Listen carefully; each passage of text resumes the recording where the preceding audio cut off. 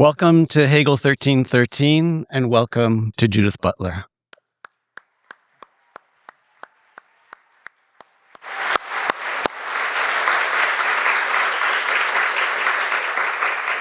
It's a great privilege to have and to welcome Judith Butler to this seminar series. Judith Butler has been confronting, inverting, I think arresting Hegel for many decades now. In fact, since the beginning of their scholarly research, really, and their doctoral dissertation. As I've been rereading all of these texts that we have for this evening, it has become so clear to me that Hegel plays a fundamental role in the way in which Judith Butler has thought over these past decades, and is a fundamental figure in whom they have been confronting. I said inversions is the term I've been using this seminar, inversions of Hegel. As Gayatri Spivak told us last week, it shouldn't be inversions, it should be overturning, a more violent term. But I think I'm going to propose arresting in a way, maybe. But we'll see. We will see. I've put on the website a long introduction to help guide you through the many writings of Professor Judith Butler, leading up to the last piece on Hegel, I think, which is Why Read Hegel Now from 2021. And in part, I think we're here to continue that conversation. Why read Hegel now? As you know, of course, Judith Butler needs no introduction, but... Of course I need one. Just a but. There's a but there. But as you know, Judith Butler is a distinguished professor in the graduate school at the University of California, Berkeley, where they've taught in critical theory, rhetoric, and comparative literature for nearly 30 years now. They received their PhD in philosophy from Yale University in 1984 on the topic of Hegel and Hegel's reception in French philosophy in the 20th century. Judith Butler is the author of so many books that we all have read so many times and cherish. And each one of us, I think, has a different place where they've found the greatest resonance. Of course, there's the first book, which came out of the dissertation itself, with an added chapter that really addressed Lacan, Deleuze, Foucault, called Subjects of Desire, Hegelian Reflections in the 20th-Century France, 1987. And then, of course, Gender Trouble, Feminism and the Subversion of Identity in 1990, 3 years later, which in a way transformed the world, the intellectual world, and the world, I think. And there were many others, of course, many that we are reading this evening. The Psychic Life of Power, which comes out in 1997. And also, as you know, having read all of this, starts with Hegel, right? And then the lectures, Antigone's Claim, which again returns in part to Hegel's treatment of Antigone, a real confrontation there, of course. And then there's Precarious Life in 2004, Frames of War, 2009, Parting Ways, Jewishness and the Critique of Zionism in 2012. And then, of course, we get to the other interventions on Hegel. We've got the ones that we're looking at. We have the Hegel in France essay from 2006, which returns in a way to a lot of the material from the doctoral dissertation, but augments it and amplifies it and fills it out in the way that Judith Butler had proposed in their preface, in their new preface to the first book. Of course, and then we have Notes Toward a Performative Theory of Assembly from 2015. All of these should be ringing bells as you kind of think historically about the way Judith Butler's interventions have marked our time right? Uh, uh, Particularly here in the context of assembly, the Occupy movement. Then we have The Force of Nonviolence from 2020. We have, we have Senses of the Subject, and the essay that we read that Judith Butler wrote on Hegel's 7 pages manuscript on love. A surprising piece and a surprising essay as well. And then we come further to the present with the 2021 piece, Why Read Hegel Now? And then, let's see, we've got Forces of Nonviolence from 2020. We have What World Is This? A Pandemic Phenomenology, 2022, which I recall you doing a seminar on recently at Columbia. And then most recently, Who's Afraid of Gender, which just came out in 2024. So all of this is work that has been, for so many of us, formative, intellectually transformative, and important politically. Judith Butler is also active in several human rights organizations, served on the board of the Center for Constitutional Rights in New York, and is presently an advisory on the advisory board of the Jewish Voice for Peace. So there is much more, but I think that what we're going to do now is turn it over to Judith Butler to give us some remarks and thoughts on the place of Hegel in their thought and in the present. Thank you. Great. Thank you, Bernard.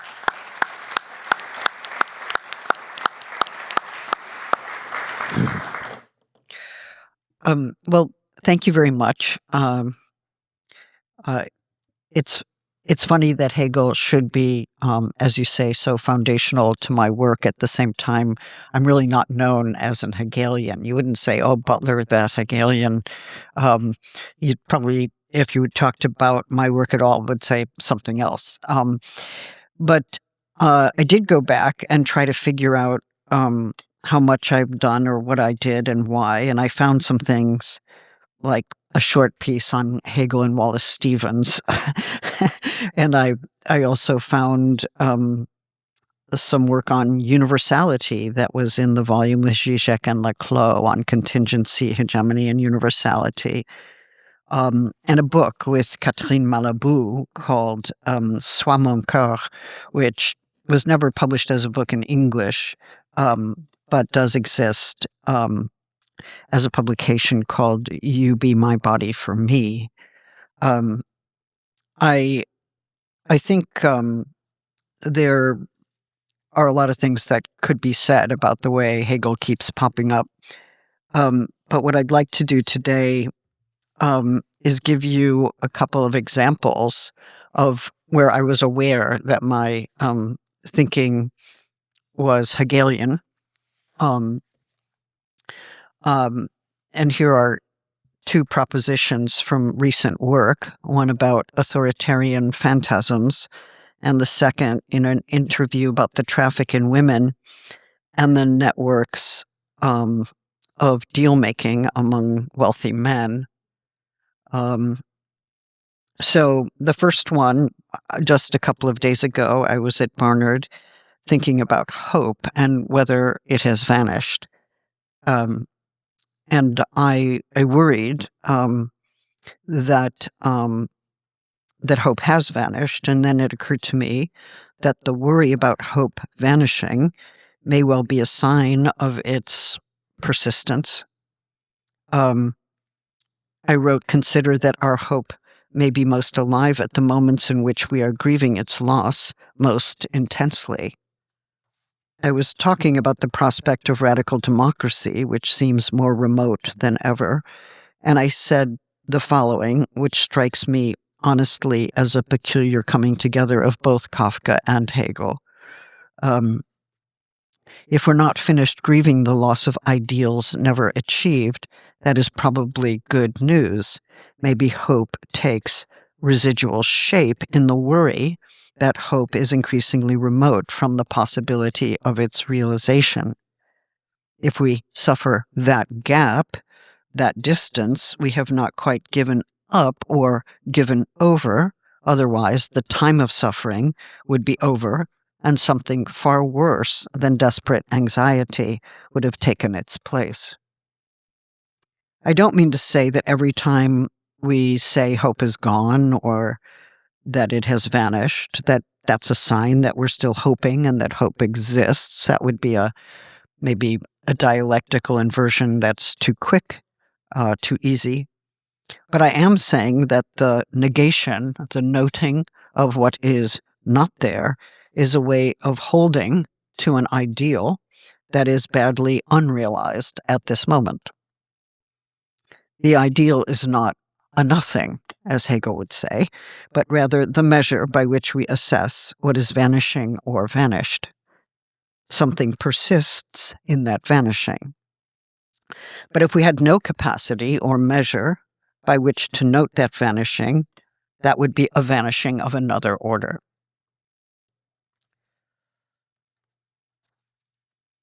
Here's another point that I just wrote yesterday in the middle of an interview as I was trying to collect my thoughts in the midst of political distress. Is what we are seeing in the wake of the partial publication of the Epstein files a sign of an unbridled masculinity? Is there a masculinity that is released from ethical and legal constraints? Or were the networks of trafficking themselves the reproduction and demonstration of masculinity as unbridled, a show for one another, a way of constituting homosocial networks of brokering among men? Time to think about the traffic in women in relation to unregulated capitalism, once again. But back to my point.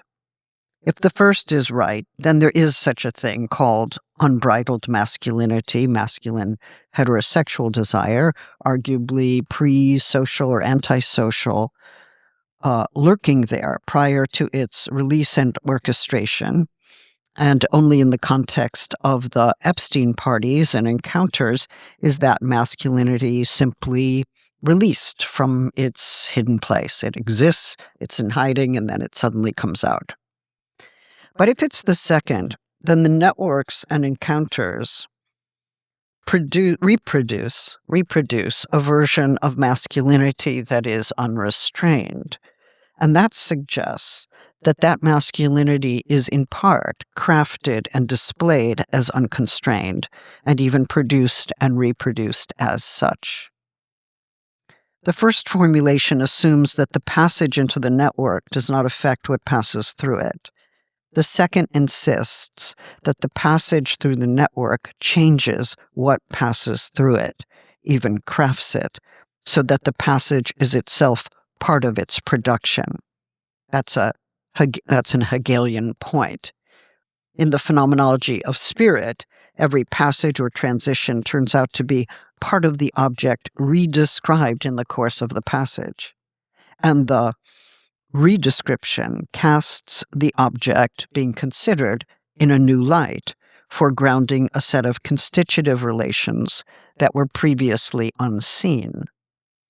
You think consciousness and its object are distinct, and sometimes it seems that every act of knowing is only an act of consciousness, and other times it seems that the object is primary and consciousness does little more than register its primacy, receive its impression.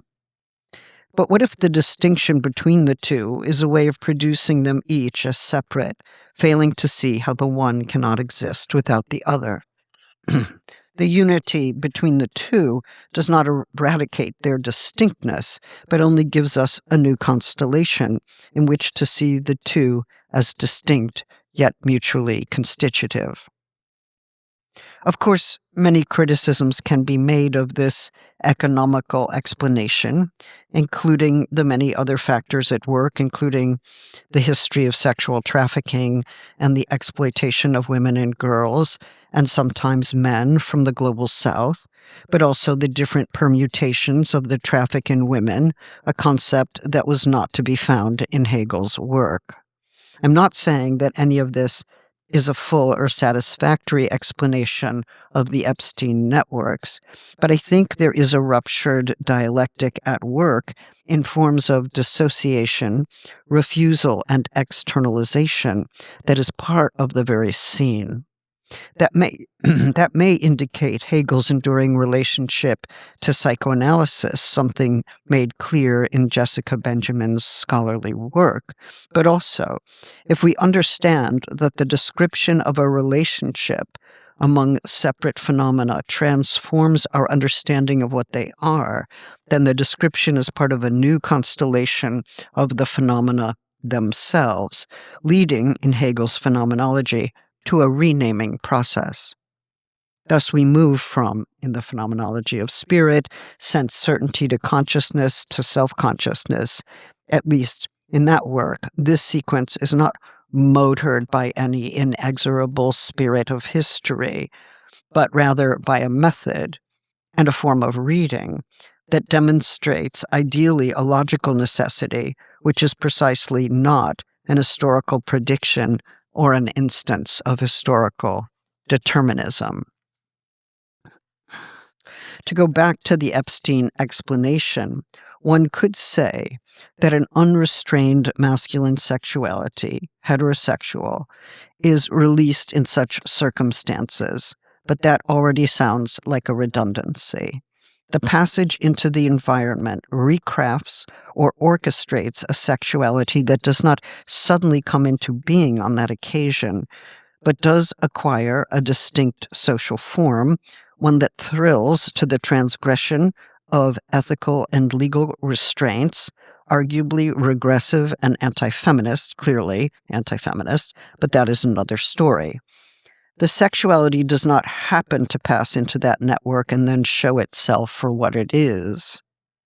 In showing itself, it becomes another version of sexuality, one that is constituted in part by the social network that makes it possible and within which it is demonstrated. The passage into the network is part of the crafting of that sexuality as unconstrained. And if we take the sexuality and the network as separate elements, we fail to see the ways in which they constitute each other, or rather, how sexuality is partially constituted or crafted in the course of the passage itself. Now, if that sounds like Foucault, that is because there's a partial strain of commonality in the notion that a discursive reconfiguration of sexuality can show us the degree to which sexuality is produced, and the antipathy to positivism informs both Foucault and Hegel. Yes, Foucault tried to unbundle sexuality from some of the other concepts with which it had been connected historically for too long, but even that coming apart of terms, the prying open of a presumptive conceptual unity into its constitutive elements, is necessary for a further recomposition. And let us remember, as Bernard surely does, what Foucault had to say about Hegel. Quote, "Truly to escape Hegel involves an exact appreciation of the price we have to pay to detach ourselves from him. It assumes that we are aware of the extent to which Hegel, insidiously perhaps, is close to us. It implies a knowledge in that which permits us to think against Hegel of that which remains Hegelian. We have to determine the extent to which our anti-Hegelianism is possibly one of his tricks directed against us, at the end of which he stands, motionless, waiting for us." End quote. For instance, if we know, it was for you. For instance, if we note that in the Epstein cases, that there's a group of wealthy men or wannabe wealthy men who are attending parties and events to broker deals and accumulate wealth, we see as well that there's a pleasure among these men in this kind of brokering, in being admitted to a secret and arguably criminal club. What's the relation among these men, and how does it relate to the particular social formations in which the economic deal is made? And as we rightly condemn the accumulation of wealth among the wealthiest and their efforts to evade legal controls and the redistribution of wealth, do we relate that to the production of enclaves of workers throughout the global South who are now being exploited and dispensed with because there are no regulations in place to secure their wage or their health? And how is that last related to the trafficking of young women? How does this permissible exploitation and coercion inflate the men involved, inflating them as a certain kind of man, as it were, pumping them up as a kind of social construction, the kind that takes what he wants, the kind of man that takes what he wants regardless of the consequences for the earth, for laborers, for a young woman's life, regardless of the deceptive recruitment and hideous instrumentalization of their bodies. What kind of masculinity, defined by its willingness to defy all regulations, is being produced not just in the person of Trump, but as a new social norm, what we might actually call an assault on normative ethics itself? I'm being very calm, but I'm actually very furious, as you can probably tell. If the account of the billionaire class is understood to be the primary issue here, and the Epstein case is all about capitalism, then the feminist critique of sexual exploitation is secondary. The second is just a means to amplify wealth. But what if wealth, or the show of wealth, is also a means to amplify a certain version of masculinity, to produce and applaud a masculinity that is free to exploit, to use, and to harm, especially women? Can we say that there is a psychosexual economy, in the exchange of young women that supports the deal-making and investment opportunities, and that both intensify and celebrate the reproduction of a masculinity suddenly freed from all those constraints that have been imposed, apparently, by feminist social and legal movements that have themselves opposed sexual coercion and trafficking, opposed rape, including domestic rape, and are linked with ideals of equality and sexual consent and ideals of reciprocity as well. Taking into account the extensive character of the network could lead us to use a banned word like systemic, as in systemic misogyny, or to decide that, oh, this is just how straight men are, this is how they really are, and that would be a quick and convenient ontological reduction. But that easy turn to an ontological reduction misses the point. There's no reason to claim that heterosexual masculinity is fully or rightly exemplified in this kind of high-end sexual trafficking and exploitation.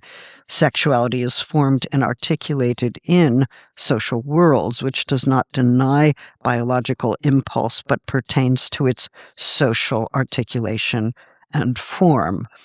Even the idea of impulse has a history, so is arguably part of that social articulation. When did we start to talk about impulses? In Hegelian fashion, we can ask, what is this scene in which an impulse is over there on the side of biology and social articulation is over there on the side of society? The scene permits for an opposition that is overcome by a model which assumes that there is a dynamic co-constitution at work, which is, by the way, the dominant framework in developmental biology in relationship to sexual development. In any case, I could not resist that point. But what I want to say is, yes, biology is important. Biological reductionism is emphatically unhelpful. Interestingly, Hegel's work is everywhere concerned with the living and life that characterizes human life and its interrelations with living processes in their distinct modalities. Hegel also helps us pose a set of ethical questions. For if we are interested not just in restraining what some would call an essential or constitutive dimension of something called heterosexual masculinity or masculine heterosexuality or sexuality more broadly, including sexual exploitation, rape, and coercion, we should also be asking under what conditions is that form of sexuality being reproduced? And then, in a post-Hegelian vein, how do we make changes in those conditions in order to create possibilities governed for sexuality governed by reciprocity and non-exploitation as binding norms? Hegel is helpful not because he was brilliant on the matter of sexuality. He was not. But he does understand forms of exploitation as attempts to negate a constitutive reciprocity among humans. And this view can be extended beyond its anthropocentric version to living processes and other non-human life forms. Why is this important? Well, it's a way, first of all, to dispute positivist forms of understanding that either set up oppositions as if they were ordinary or necessary, or refuse to see that the interrelationship between apparently separate entities are in part constitutive of what they are. It helps us to think about a living interrelatedness, not only at the level of social ontology, but as an ethical framework. Reciprocity in human domains would be one iteration of that interrelatedness. If we treat others in such a way that we could never suffer what they suffer, then we deny the fact that we are both the kinds of beings who can suffer in that way that we have successfully externalized. It's only you who suffer, but not me. I am its agent. I cause suffering, and therefore I am exempt from being afflicted. Hegel busts that form of dissociated externalization.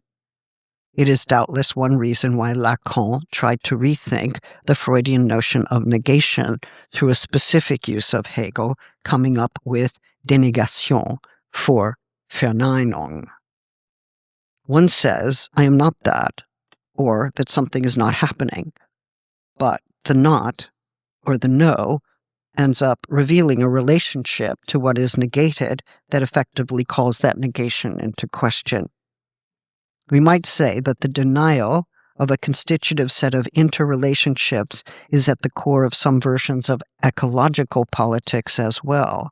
However distinct human life may be from other forms of life, that distinctness cannot or should not result in a form of life that exerts domination over nature as if the human creature is not part of its complex set of interrelated living processes.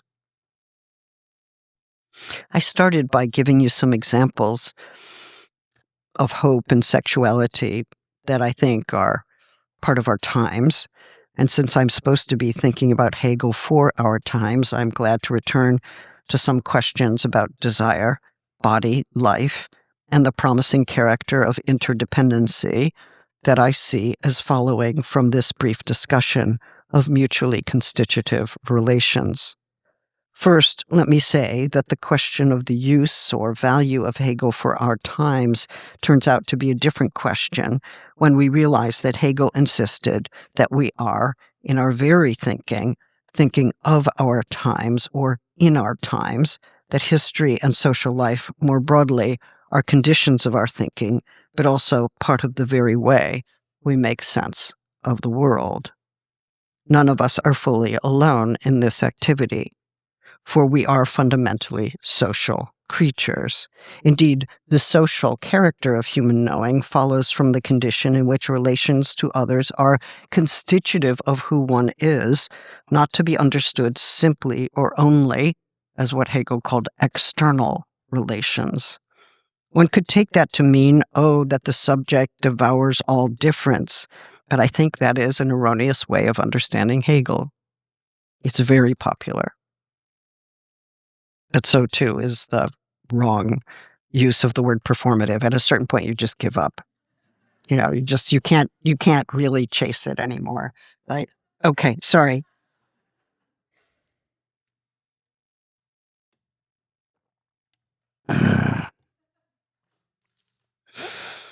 If we are constitutive of one another, then this life and your life are linked through their living character. And what I do and what you do not only mutually affect one another, but constitute a potential scene of ethical reciprocity between us. Remember that when the bondsman encounters the Lord, he comes out of himself. Well, first, let's go further back. When one consciousness encounters another consciousness in the phenomenology of spirit, the one consciousness, which could be either, comes out of himself. We're going to let him be masculine for the moment. He finds himself over there as the other. The over there-ness is not precisely disputed, but recast as a situation in which the other self-consciousness has the same experience as well, or at least we arrive at that conclusion. They are both, as it were, over there, in the other, potentially lost or expropriated, and this situation is not fully negated when they then realize, eventually, their shared condition. What I take from Hegel still are his insights into the encounter with difference, the potential aggression, the interdiction against violence, the condition and ideal of interdependency, and the challenge to think beyond the nation state and its closed borders. Not that he does it, but he gives us a way to do it. Hegel helps to orient me in times like these, where I do not know how to tell the time or to establish a clear spatial and temporal orientation within the political world. He shows us how the potential to commit violence is averted through the affirmation that one life is bound up with another life, and that neither subjugation nor exclusion can work as a strategy to restore an ideal of a society whose loss the privileged have trouble fully mourning. And here I'm referring to those restoration fantasies driven by furious nostalgia for patriarchy, white supremacism, nationalism, and other such notions. Against xenophobia, we might put forth an ideal of the world in which we are productively transformed by what is only initially regarded as foreign, for which the word foreign is used, not to assimilate it into a pre-existing unity of the self, but rather to be broken up by the encounter with a chance to reconstellate in a more capacious direction, on the basis of a new recognition that what is called the foreign is a constitutive part of who one is, which does not mean that it is assimilated into whatever self one used to be, but rather the rupture on the it introduces a rupture on the occasion of which one recognizes one's connectedness and one yields to transformation. What does it mean to be bound up with one another in this way?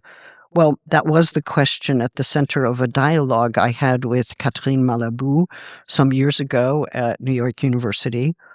At first, the question seems to presuppose a dyad and a relationship between two terms, living, conscious, bounded, and yet not. Are they bound to one another, and if so, in what way?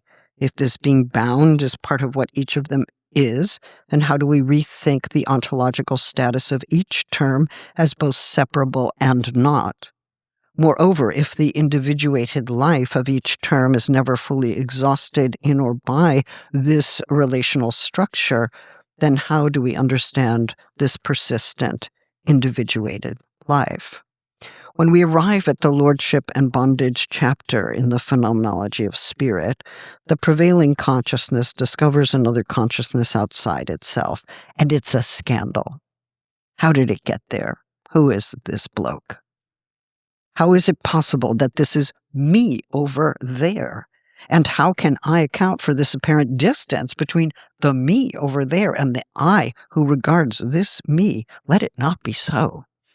At first, it seems to be a question of comprehension, but it's also a passionate encounter. If I have, in Hegelian terms, come outside myself, außer sich geworden, then I am no longer localized in this here and now. That should not come as a surprise, since we have already learned in the chapter on sense certainty that spatial and temporal indexicals are basically promiscuous. You can say here, over there, and mean where you are, but I can use that same term to indicate my location. The term belongs to neither of us, nor is it tied to either location, though its task is to indicate a precise one. This here, now. In the scandalous scene in which it turns out that there's another consciousness besides the one that I am, it is I who appears here and there. For at least at this stage, there is no possibility of a you, much less a we or a they.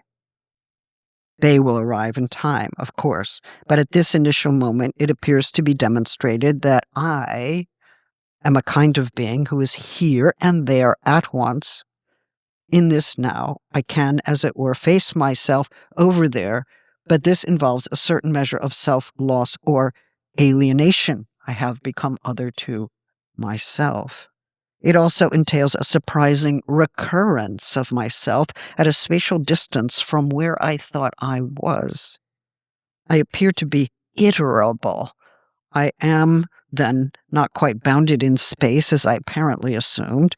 The I seems to have become two, but are there more? Of course, the problem is that the other, whom I face, is in some sense me, and in some sense not me.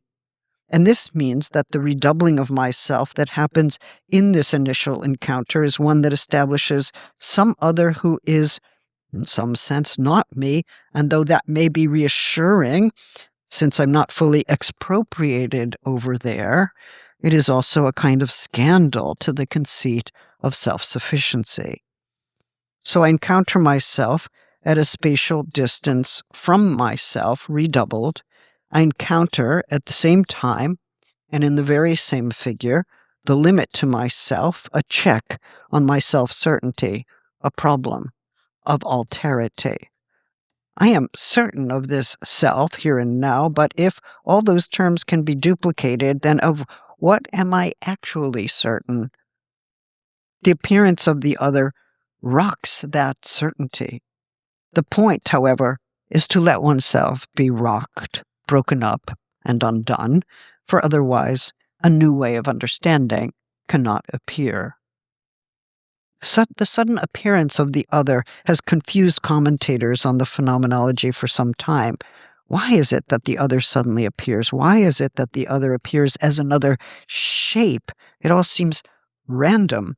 Well, not quite. Earlier in the text, there's a discourse on life, desire, and the way that something called shapes come into being and cease to be. The other consciousness, which is the entry into this doubling, which comes to be called self-consciousness, is one of those shapes. Earlier as well, space, time, and distance are conceptualized in relation to force, Kraft, and understanding, Verstand. Understanding is differentiated from perception, Wahrnehmung, and in perception, the determinateness of a thing is known along with its distinct and determinate qualities. We might understand this way of linking perception to determinateness as prefiguring the bounded and distinct sense of the I as it first comes face to face with its redoublement, I wrote, which I think is French, die Verdopplung, or in or as the other. Of course, what happens in the domain of perception is to some extent analogous with what happens in the domain of understanding. Consciousness and unconsciousness, das Unbewusst, which appears here, even as there are progressive and qualitative distinctions among these domains. For the moment, let us consider the analogy, since this structure is less negated than recapitulated in later chapters. For a thing to be determinate, it must be distinguished from other determinate things, and there has to be a way of accounting for that distinction. If one thing is only determinate to the extent that it is differentiated from another determinate thing, then differentiation is the condition of becoming determinate. If we take the determinate thing as our point of departure, we put aside the question of how it became determinate to begin with, through what process.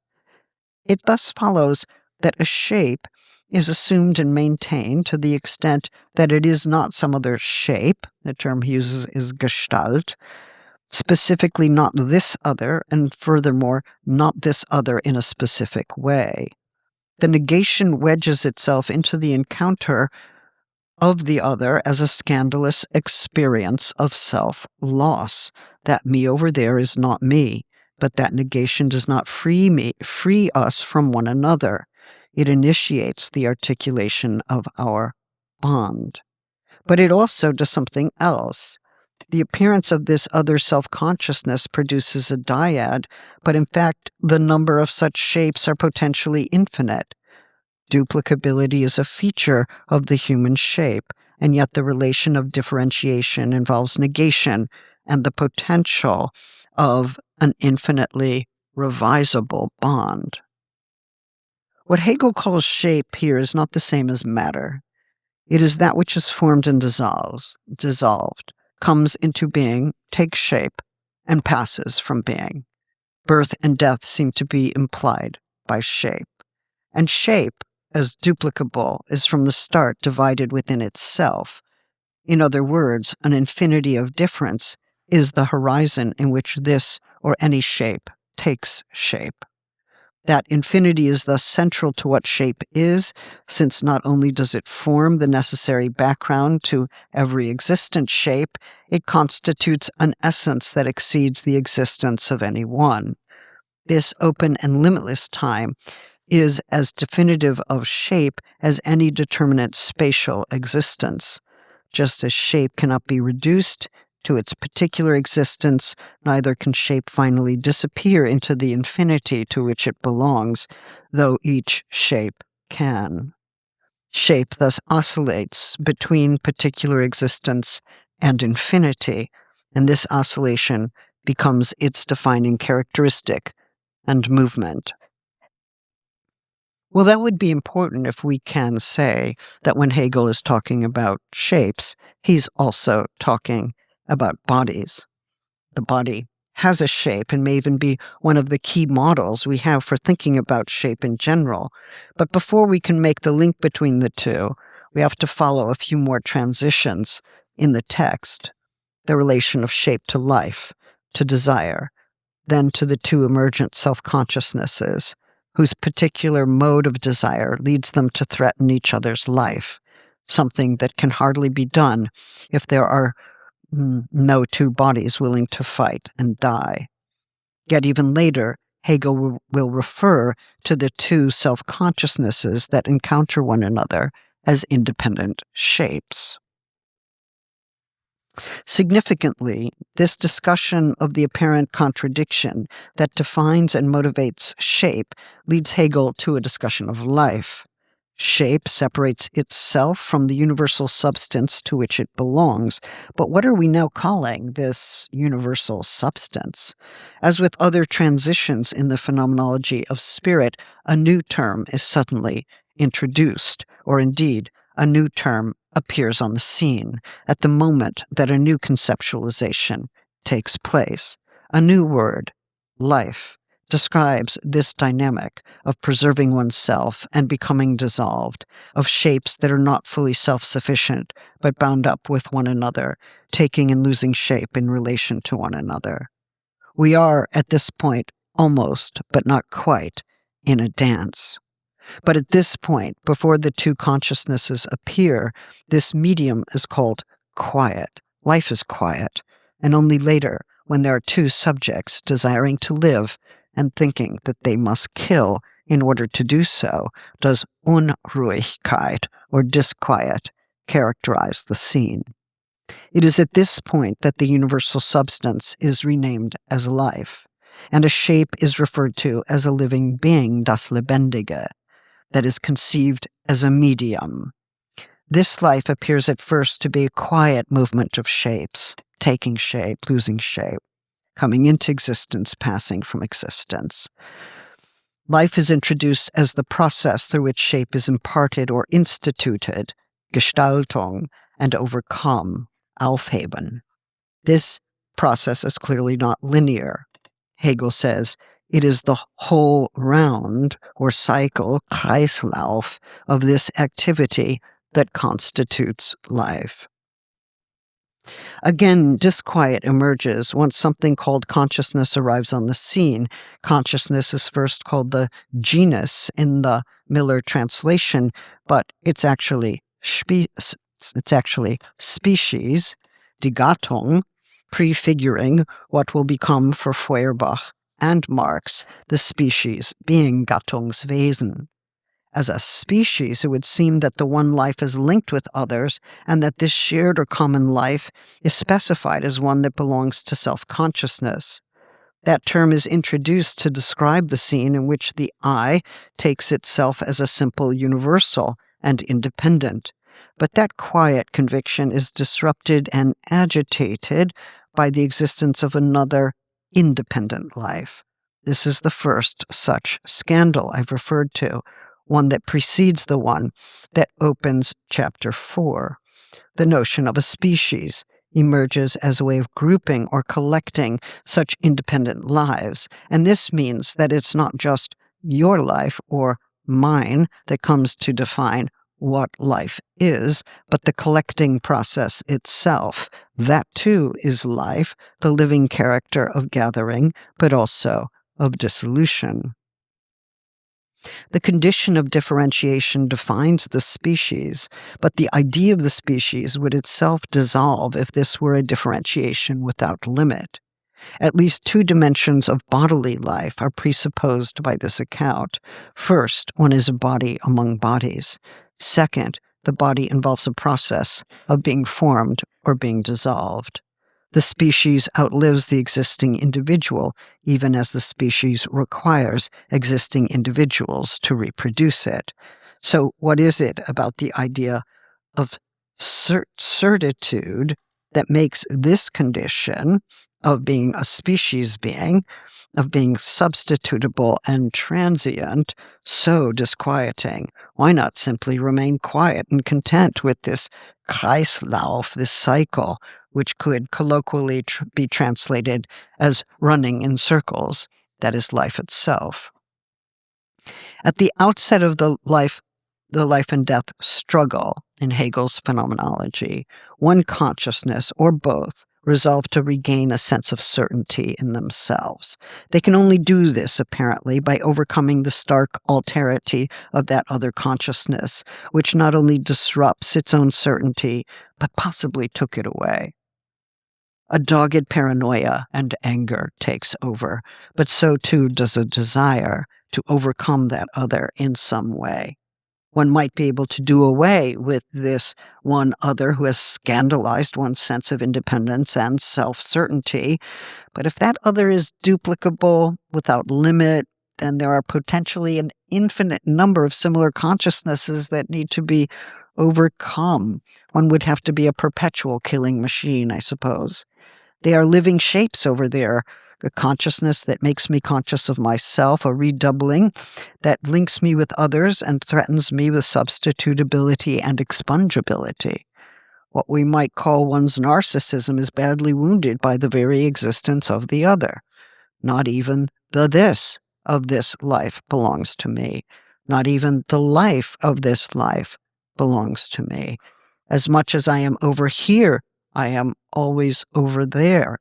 The interrelationship of perishability and substitutability is implied by this bodily shape that I am.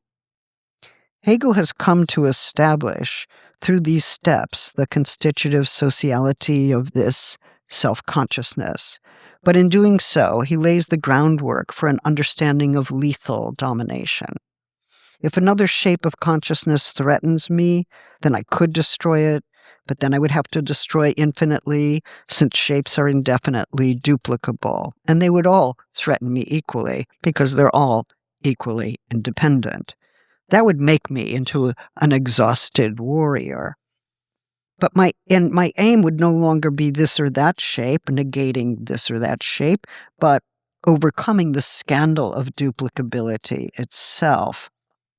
If one were to seek a return to absolute singularity through this strategy of destruction, one would have to become inexhaustible. But since that's not possible, since the shape that is the human body succumbs to fatigue, another option has to be found. As the text makes clear, one would have to risk one's own life as well to vanquish the other if we're talking about face-to-face combat. And if one is dead and gone, then there's no experience of absolute independent life. The medium of a life, the process of imparting and dissolving shape, has not yet been apprehended, since the one self-consciousness fails to understand that it has come into being and will pass from being. Its battle to become independent life attacks another life, but also life itself. Here we see something of the lethal destructiveness of that particular version of sovereignty. Potentially, this struggle gives rise to a sense of differentiated and connected life as the possible limit to endless destruction, the possible alternative. So then this gets me to my point. What does Hegel offer us now? Well, he asked in that text, and perhaps we ask now, how does one survive in such a world of so much destruction, if not through avowing an interdependent sociality? The life and death struggle ends, as you know, with the recognition that each consciousness actually requires the life of the other. It is a melancholy recognition, however, and then it becomes an excuse for domination, as the Lord conscripts the bondsman to work on the object and to become an object. But as we know, the bondsman potentially discovers his relation to material objects, his own signature on the object, and his own human species being. He is duplicated in the object, and self-consciousness emerges, but so too an idea of equality among humans, and through a negative means, the ideal of reciprocity. The bondsman doesn't make that recognition, but we can make it on the basis of the dynamism described. Quite apart from Hegel's nationalism, his racism, his misogyny, all of which are true, we can still see within his work the contours of a sociality irreducible to the nation, articulated through an open temporal trajectory of interdependency and desire, struggle, fear, and murderous dispositions and paranoid conviction, a clear way in which Hegel prefigures the psychoanalytic work of Melanie Klein. If one encounters one's potential death and the potential death of the other at the site of struggle, there is also a finite body, ecstatically, if scandalously, located outside itself, in or as the other. The discussion of life, shape, desire, and pleasure all presuppose that body. That other shape is not me, only if I am understood as this body here and not comported outside myself in what might be understood as an ecstatic ethical condition. If this I only gains its shape in the course of its differentiation from another, I'm bound to that other who I am emphatically not, and that process of differentiation can define my entire life, or at least what the psychologists would call my development, or it can lead to a recognition of an inevitable interdependency. For a body to be a body, it must be bound to another body. The difference internal to that bond can be peaceful or violent, or somewhere in between. I wonder if there is a form of address that implicitly takes place in the life and death struggle, and then again in the lordship and bondage relation, even though Hegel never refers to such a thing. Is it not possible or even necessary to ventriloquize the voice of direct address that implicitly takes place in this encounter? You seem to live. But if I am the one who lives, then life cannot take place over there as well, without you having taken my life away. And then you have to live, since I do not want to have my life threatened by you, and I see now that threatening your life also puts my own life at risk. This seems to be true, since we mirror each other, duplicate each other at some level, but this is still in some ways unbearable to me, for where is my singularity? in resolving on domination as a way to handle the problem of needing to live as this singular life and accepting substitutability as a constitutive condition of sociality, the Lord emerges as a figure who will seek to control the body of the other through a specific instrumentalization of substitutability. You be my labor for me. You labor on the objects, and I will become nothing other than a conceit of sovereignty with an endless appetite, a pure instrument of consumption. For Hegel, the body is hazy. It is a gestalt over there, possibly an animated specter. At the same time, if we insist that the shape is an embodied life, it would be defined as much by infinity as by location in space. The body would be here and there always. Would that then be a trace of infinity within the redoubling of the body, a scene only apparently dyadic that gives way to a limitless series of substitutions?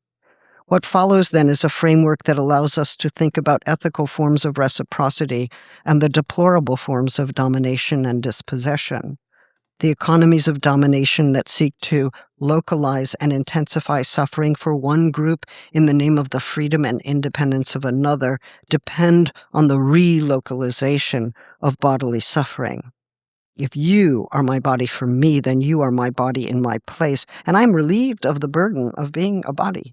You take it over and live it for me, and I'm able to stay in relationship to that my body as another. This suggests that the body is not precisely redoubled, but that it is evacuated, loaned out, and lived elsewhere. It's an impossible project, but it doesn't mean that it is therefore not one that people undertake. One uses another as a laboring or a sexual body. You be the usable and dispensable body for me, who will then lay claim to indispensability and independence. Of course, the Lord in such a scene is also a body, one defined by holding other bodies in his control, exploited, deported, exhausted, violated, and used. Identity papers stripped away, whether trans or migrant or both. Sorry, I'm starting off on metonymies of my own. And yet the logic of redoubling is part of the ethical trajectory of desire as well, understood as the desire to overcome and to preserve another. But in Hegel, the inevitable breaking up of the rigid architecture of the self by virtue of that encounter and the chance for capacious renewal of social life and those vexed, precious, and precarious bonds that are never fully freed of the potential for destruction, conflict, or aggression are also there.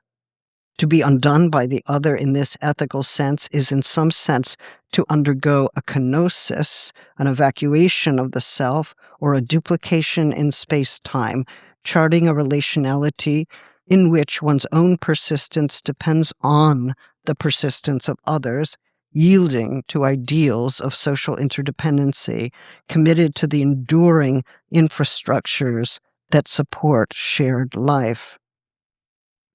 But if one has been evacuated or deported or dispossessed, then something about Hegel's reflections on being both here and there, now and then, brings forth another order of redoubling. When Mahmoud Darwish, for instance, writes about living in exile, having been expelled from the Palestine of his childhood, he does so in the form of address. I am from there, I am from here. I am not there, and I am not here. I have two names which meet and part, and I have two languages. I forget which of them I dream in. A testimony to brutal dispossession, but also an occasion for elaborating another ideal that links the here and there beyond the language of territory and war. Pressing on the indexical to release another now from this now, another here and there, or a dance, or a song, or a poem. Let's finish with part of Darwish's poem called Here and Now, translated by Hatem al-Shameya. But please read the whole poem, and several times, and see what this potentially infinite duplication can do, poetically and politically. We are still here, and we have great dreams, like luring the wolf to play the guitar at an annual dance party. And we have small dreams, like waking up from sleep free from disappointment. We did not dream of unattainable things. We are alive and remaining, and the dream continues. Here, in what remains of God's words on the rock, we recite words of gratitude at night and at dawn, for the unseen may hear us and inspire one of us with a verse of the eternal hymn. Now, between yesterday and tomorrow, a woman washes the house's glass. She neither forgets nor remembers. Now, the sky is clear. Now, a friend asks me, what is happiness now? Then rushes away before the answer. Now, between yesterday and tomorrow, a wavering and temporary isthmus. Time stands still, as if it pauses for a moment between two homes. Now, the country is beautiful and light. Now the hills rise to nurse the translucent clouds and hear the inspiration. And tomorrow is the lot of the perplexed. Now our yesterday polishes a lunar stone icon. Now we live the past and tomorrow together, and we walk in two directions that may exchange a poetic greeting. Now the meaning has the scratches of the broken present, like geography. Now, in the nap of small time, eternity changes the sacred names. No prophet on the coastal road. Now a poet is born among us, and he may choose a mother to know himself. Now the present sprouts from a pomegranate flower. Now the horizon belongs to the swallows alone. Now you are 2, you are 3, 20, 1,000. How do you know in your crowd who you are? Now you were, now you will be. So know who you are to be, here and now, here and now. History does not care for trees and the dead. Trees must rise and not resemble each other in height and extent, and the dead, here and now, must replicate their names, must know how to die individually, and the living must live in groups and not know how they will live without a written myth, to save them from the stumbling blocks of soft reality and the science of realism.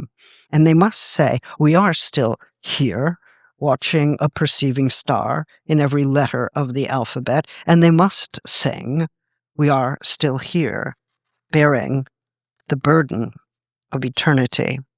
Thank you very much.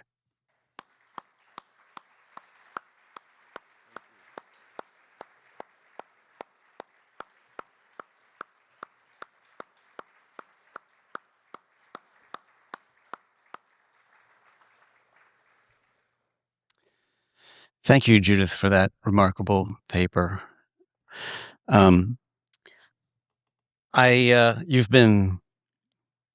You've been working on this for the past few days, writing it. Yes. Well, And, I had to put it together when I realized that I had a bunch of people I had to speak in front of. Yeah, right, it's true. right. And I got some good takeout. Yeah. And I've been working on an emergency motion, so we've I been know you have. parallel to each I other, know but you have. I haven't had a chance yet to write a full response. You don't have to do that. But let me ask you a few questions. And I think I have three in particular. I think I'm going to ask them separately because this material is dense and beautiful and complicated. And the first, in part, has to do with your relationship to the phenomenology of spirit. Because as you were speaking this evening, I had an epiphany. I hadn't thought this before, and I'm wondering what your reaction would be. As you were talking about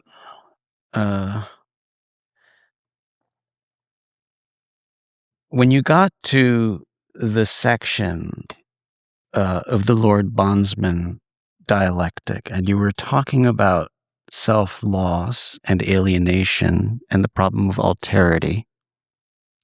And you used alienation right after self-loss, which is kind of interesting. That could push us in some different directions in Marx, but just the question of alterity.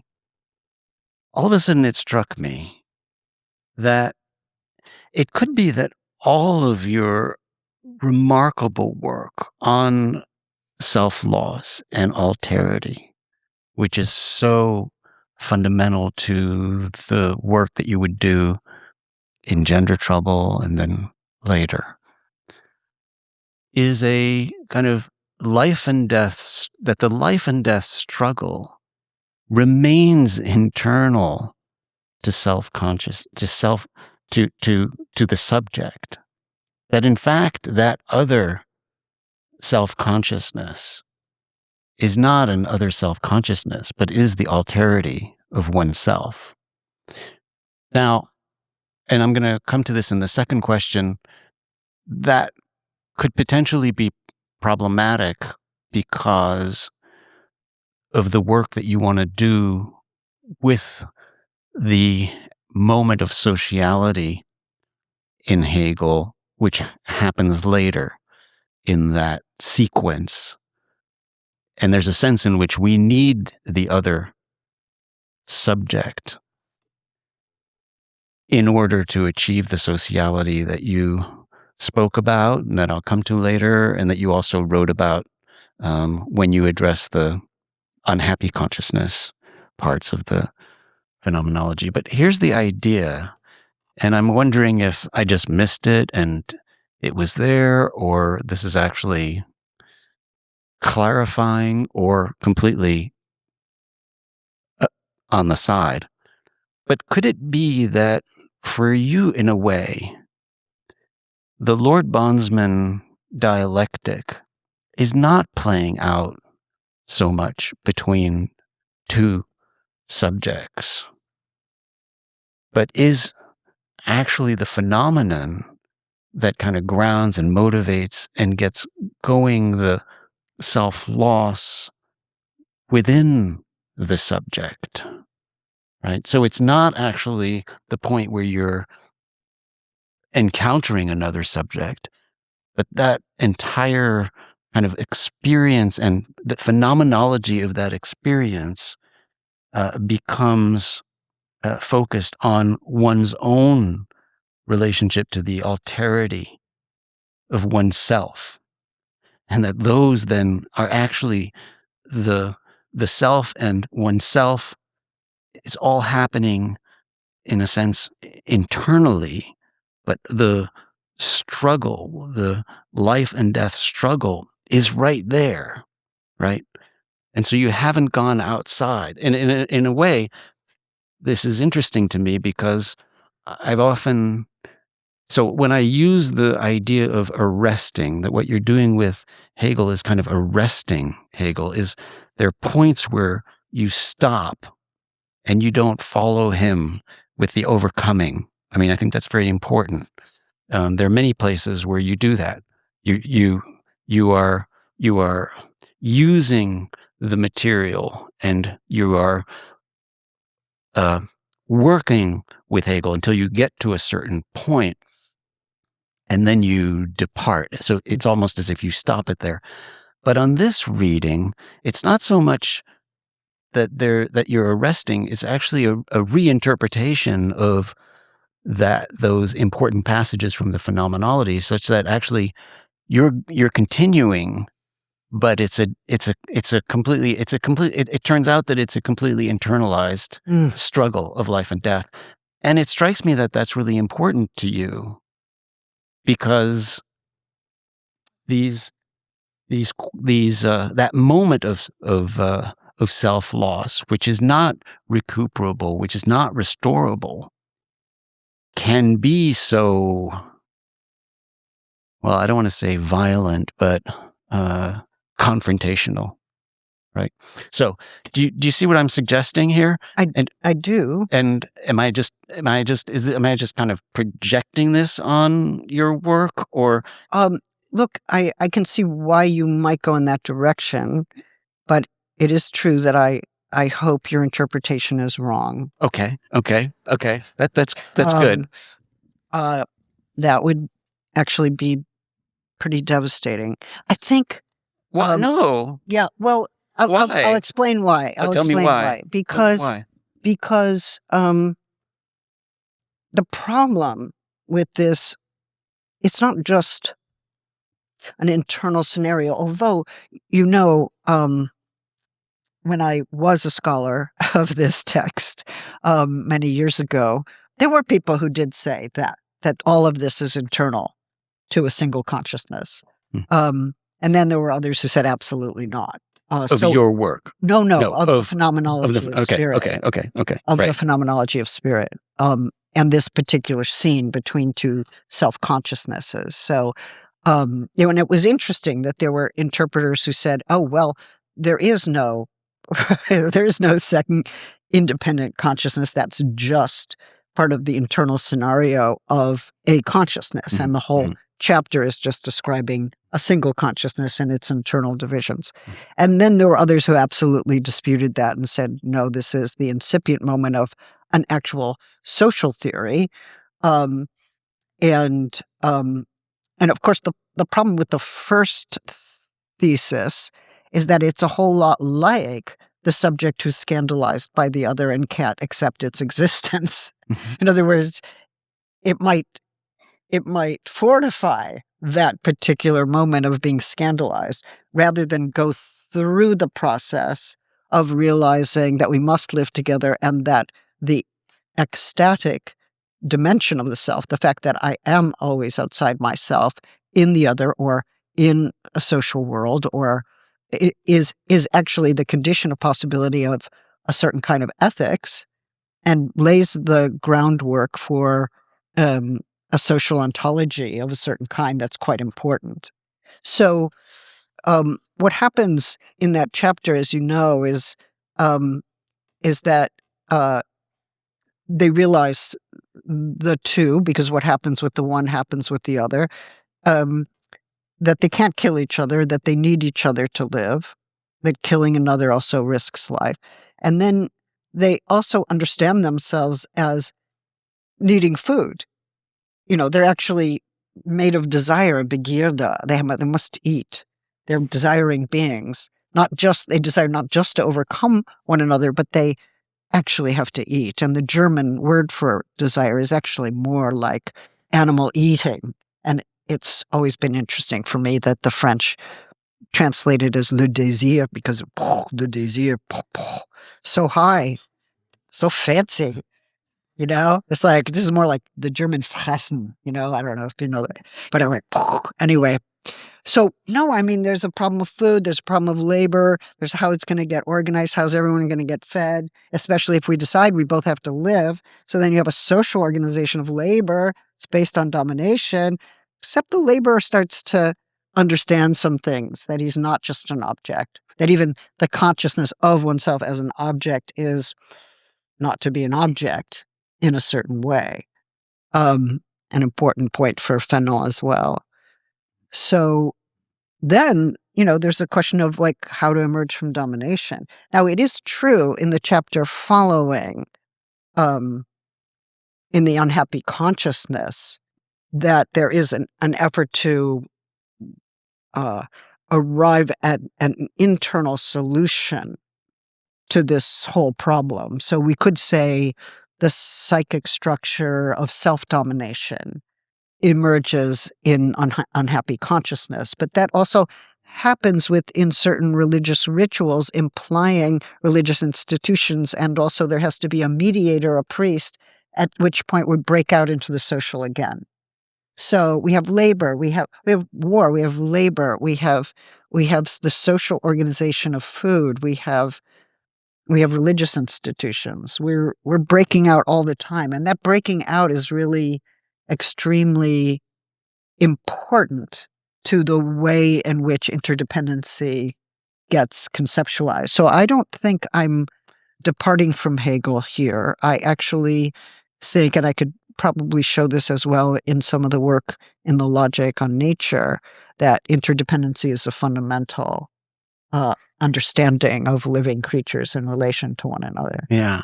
Okay. And of course, this is what's so complicated about having you here right now, is that you're both the kind of the author, the object of study, and you want to diagnose me. and yes, You wanna diagnose me. right. Yeah, it's hard. You And think so, I'm manifesting symptoms. right.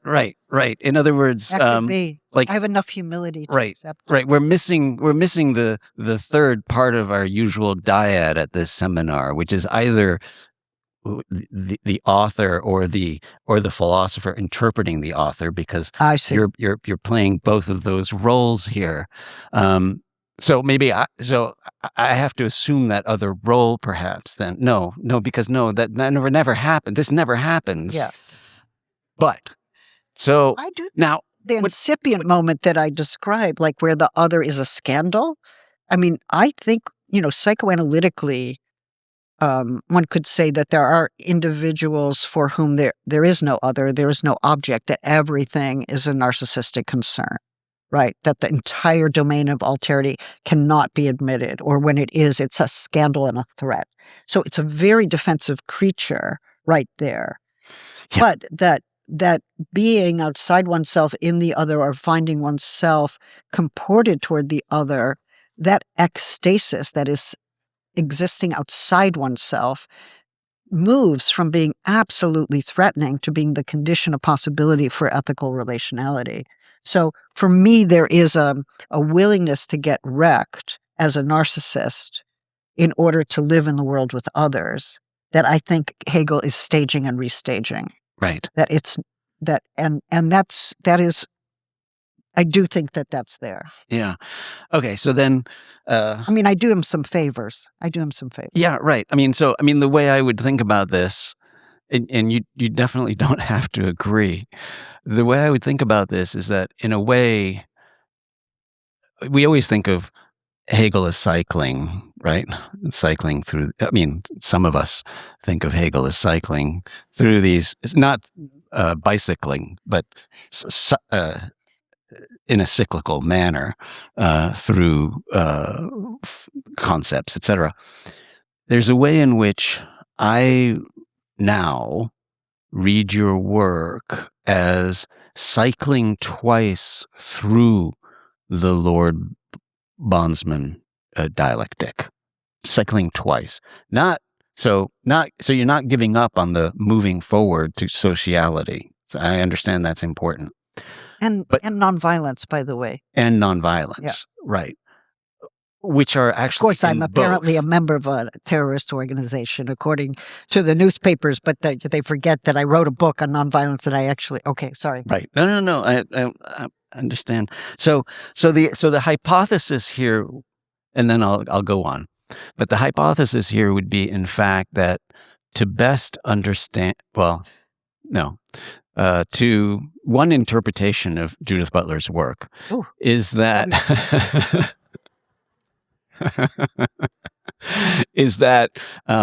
we are actually accompanying in conversation with the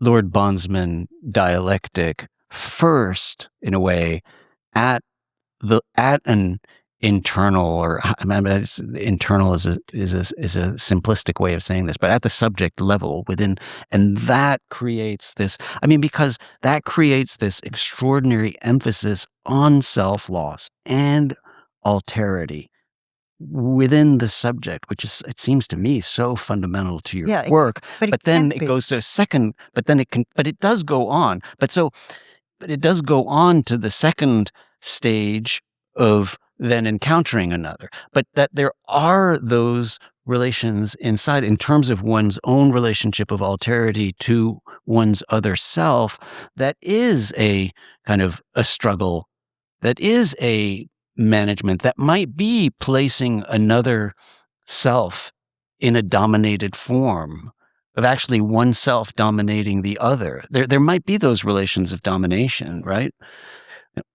Okay, so I think there might be a misunderstanding, but okay, I'm going to So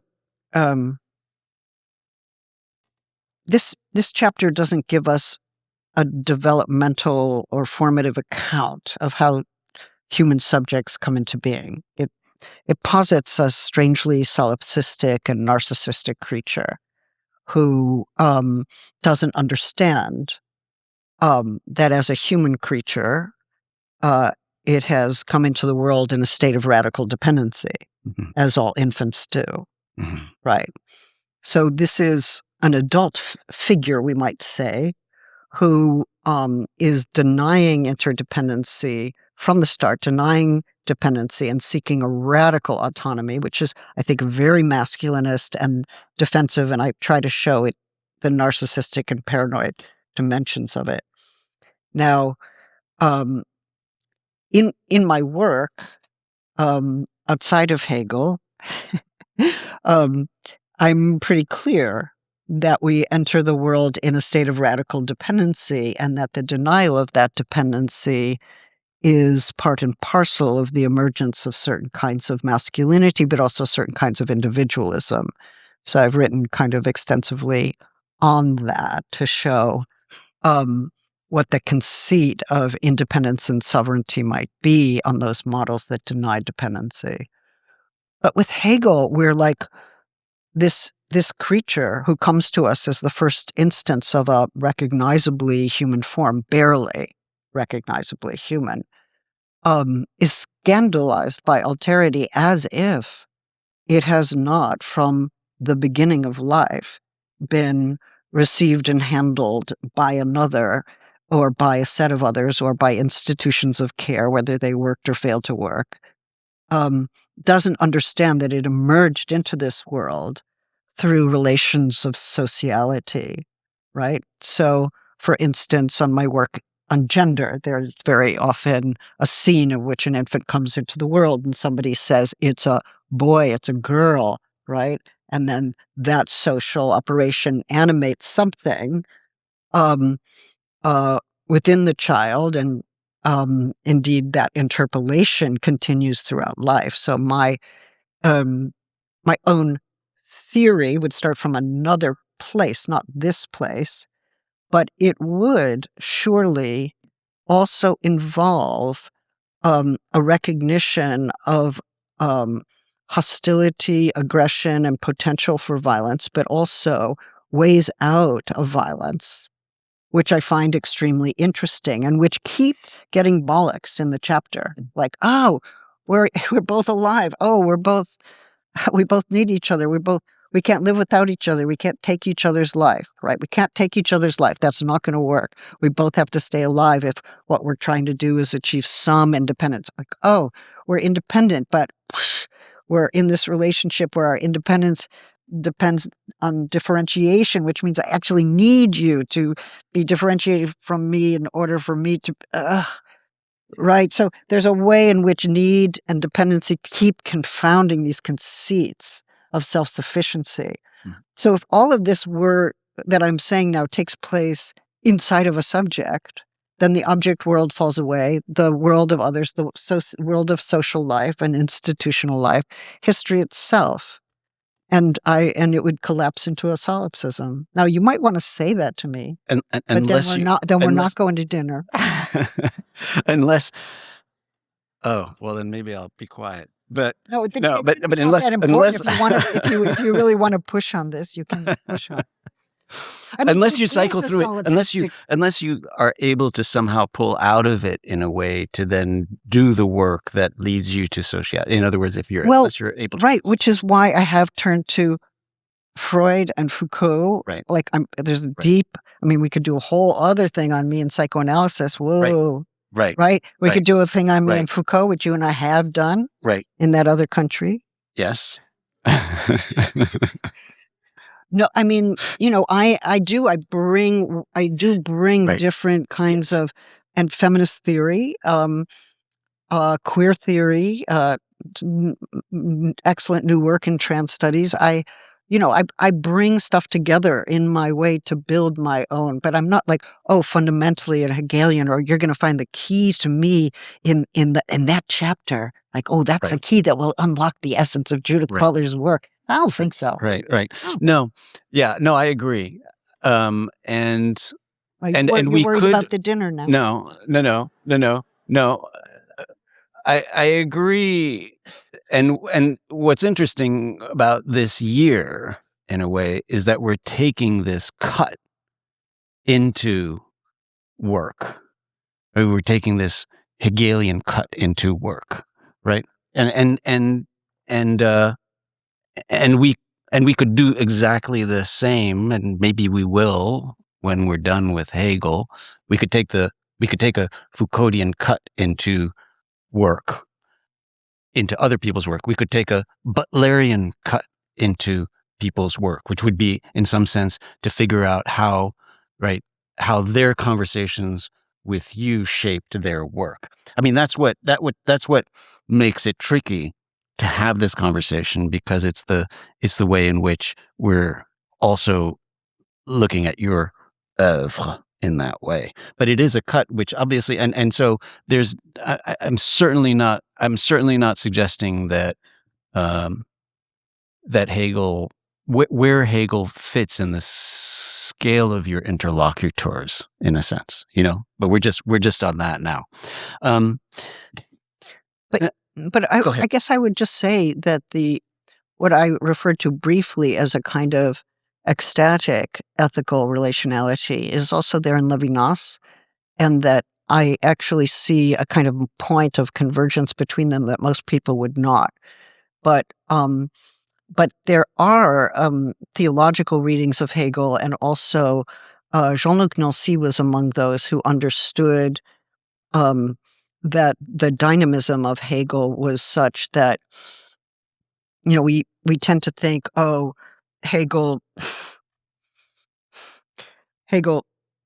operates by way of Aufhebung, and that means he negates something, he preserves something of it, and then he overcomes it. And that notion of overcoming, that third step, we think of as a synthetic seizure or capture of the reality. But that overcoming, that moment of overcoming, is actually the moment in which a renaming process takes place, or where some new conceptualization emerges that wrecks the prior structure, even as it brings certain elements forward.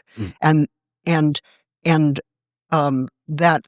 becoming undone in order to achieve the more capacious framework is a moment of self-transformation, but it's also a transformation of the way in which the world is understood.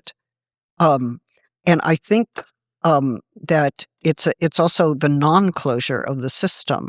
So, for instance, the phenomenology ends not on a note of totality, like, okay, we've explained it all, and it's just a circle, and it's a closed circle. No, the closed circle, the idea of totality, is everywhere, not everywhere, but very often and in very important ways countered by the notion of infinity.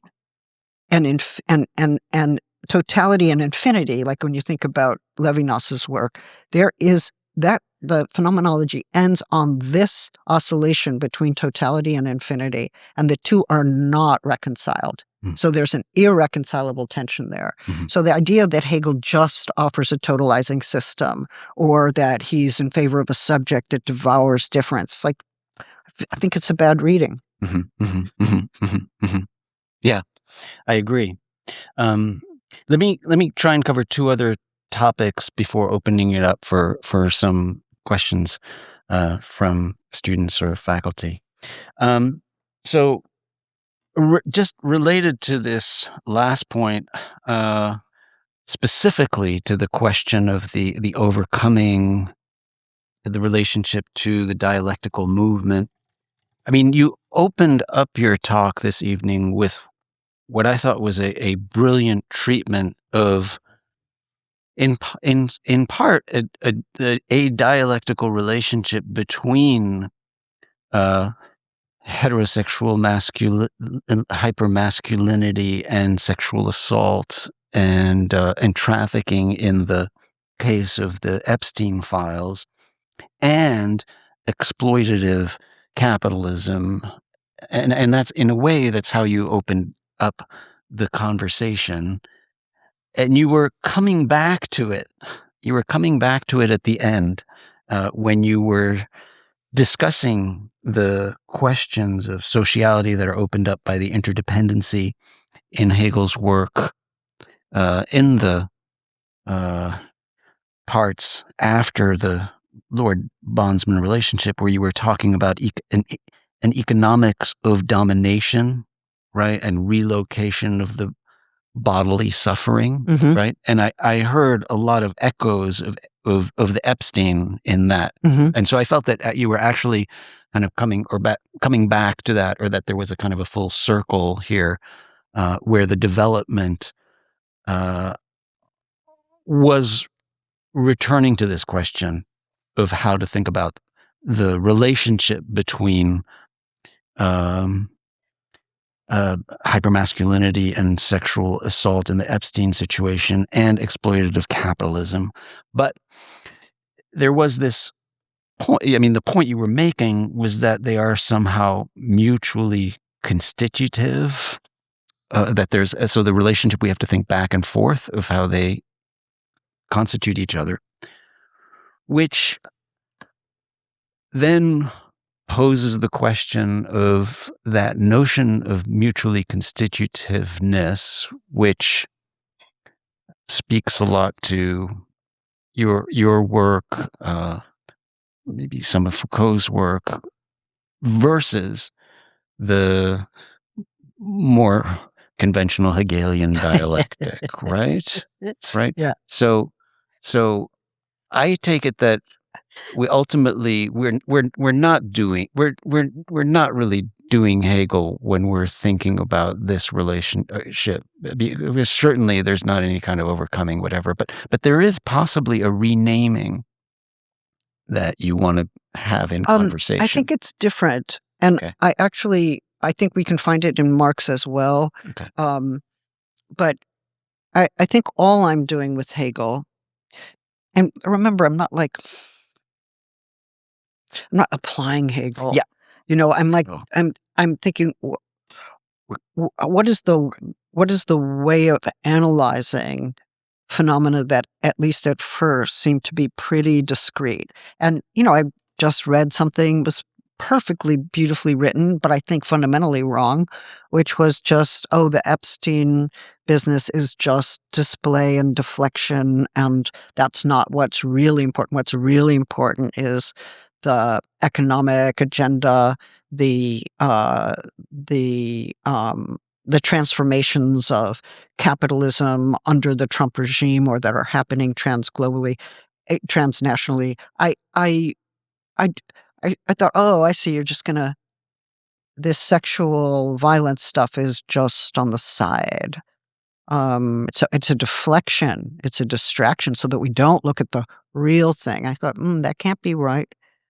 And then, but I've also seen other analyses where this is truly about patriarchy, and patriarchy is the social structure that is more important than any possible economic structure that we could be talking about, including capitalism, because patriarchy and the traffic in women extends throughout different economic formations. And that's a very strong feminist argument. These are the kinds of polarities that Juliet Mitchell spent her life trying to overcome. I think she actually still is enormously important for our thinking on these matters, as is her work in psychoanalysis. But if we are to avoid that kind of scattered, I'm not quite sure I know how to put this. I think there's a way, if we just take the idea of something like rights stripping. Okay. Like, where is rights stripping happening? Well, it's happening in abductions and deportations, as you well know, at Columbia, where some of your own people have been taken. It's happening in the denial of trans rights, legal existence, passports, healthcare. It's happening in the right to education. It's happening to the right to affordable healthcare. It's happening in Palestine. Fundamental political rights of self-determination systematically denied and indefinitely postponed, infinitely postponed. Um, uh, how do we the repeal of Roe v. Wade? I mean, what does it mean that an authoritarian regime augments and intensifies its own power through systematic rights stripping so that people are left exposed, vulnerable, easily manipulated, or without recourse to any appeal, or even, possibly the decimation of electoral rights is on the horizon. I mean, we can talk about all these as separate issues, but do we have a framework that's complex enough to understand what is happening? Are there threads that hold them together? In the Epstein case, how do we think about the billionaire class as a class of men that are reproducing each other as men, even as they are, or precisely through the exploitation of young women and the orchestration of that kind of uh, recruitment? Like, why is it that we tend to just go to one framework that's supposed to explain whether it's, Hegel or Foucault, right? Like, I won't, I don't. Um, I think the world is too complex. Like, we need to bring all those resources to bear. What would be the analysis of power? Foucault could surely help us in understanding the reproduction of a certain kind of masculinity, maybe not what he wrote on it, but maybe the way he wrote about the production of the subject is enormously helpful for us. But the point would be that if these issues are interrelated in a non-conspiratorial way, right? That's the other thing, is the Epstein, those who want to say it's a conspiracy, or those who use anti-Semitic frameworks for talking about a cabal. Anytime you talk about a cabal, it's anti-Semitism, so don't use the word. It's not helpful. And let's make sure we identify true anti-Semitism from the horrific and fraudulent instrumentalization of the charge to suppress Palestinian freedom and your right to protest. Okay, that said, I think we need a complex enough analysis that we can move between these different zones where people get stuck. It's like, I can only look at the sexual politics. I can only look at capitalism. I can, I don't see what trans rights has to do with what's happening in Palestine. Well, there's a lot that actually goes together there, especially as people are deprived of fundamental rights to live, to name themselves, and to govern their own lives. The destruction of infrastructure that allows for shared life itself, the destruction of educational institutions there, right? Scholasticide there versus defunding here. Obviously, what is the continuum? What is the interrelationship? So trying to overcome this way in which we separate issues, which the media would have us do. How would we describe the ways in which they are interrelated, and develop a large enough conceptual framework so that we can conduct these connections? We can find them, because alliances depend on analyses that do connect these issues. Right. And I'm not talking about contriving a connection.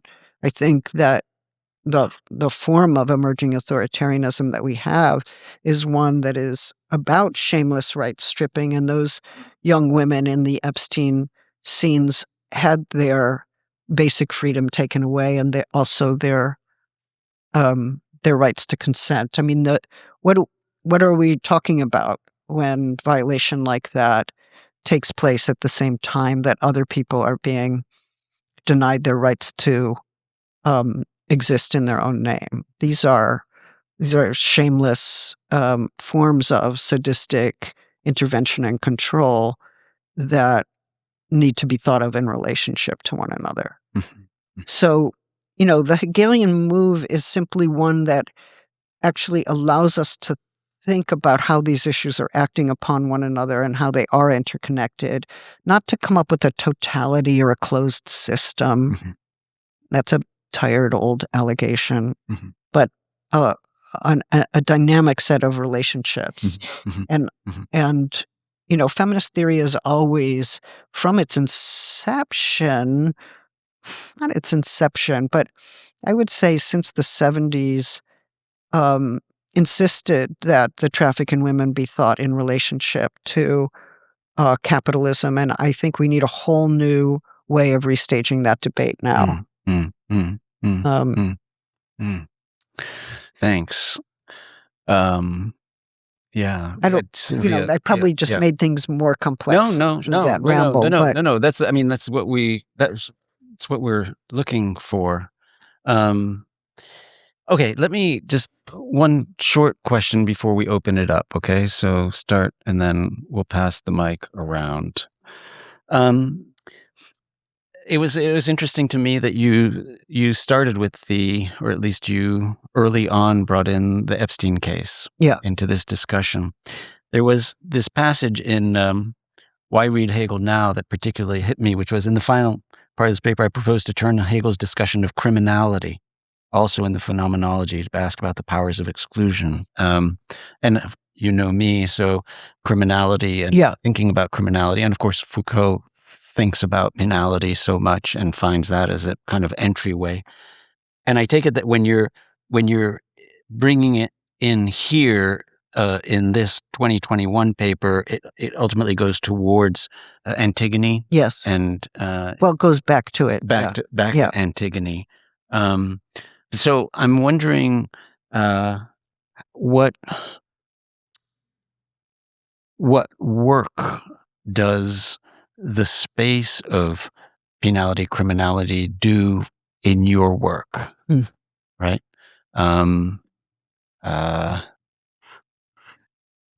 Whether it's in the context of thinking through Antigone or thinking through the Epstein situation, is there something particular about criminality that can be productive in your thinking? Well, let's just say criminality or penality, or right.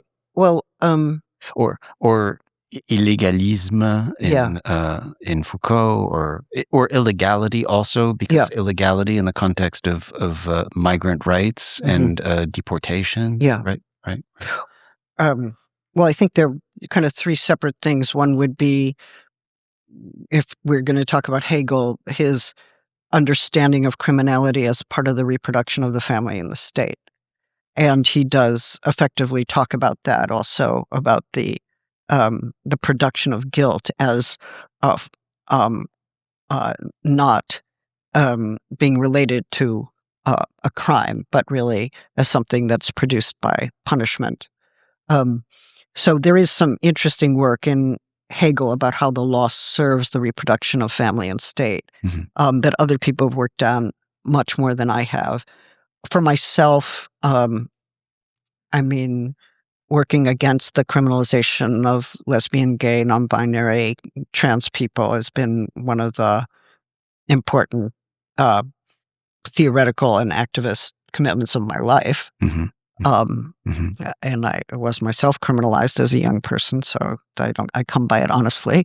But I think my work in lesbian and gay human rights,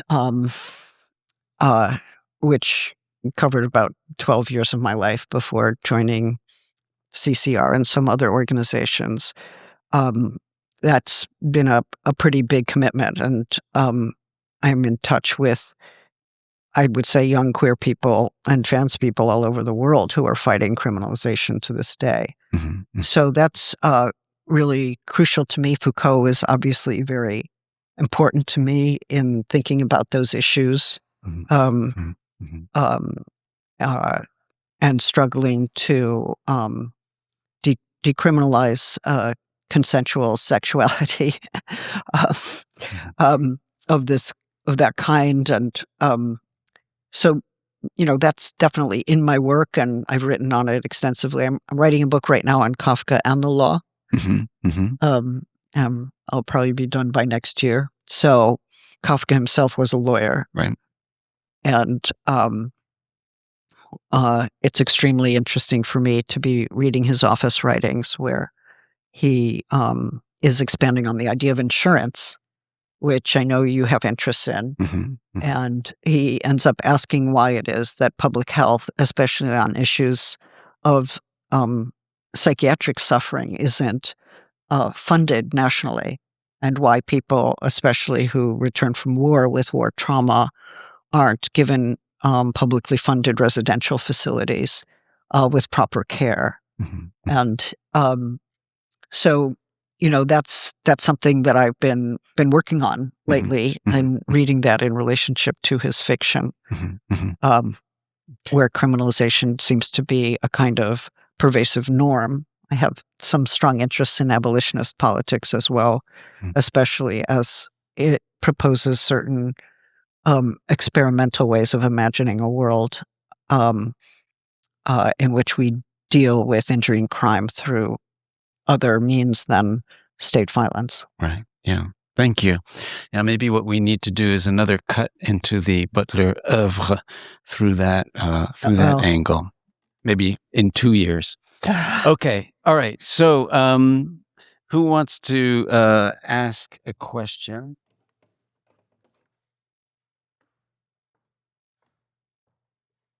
I think what we're gonna.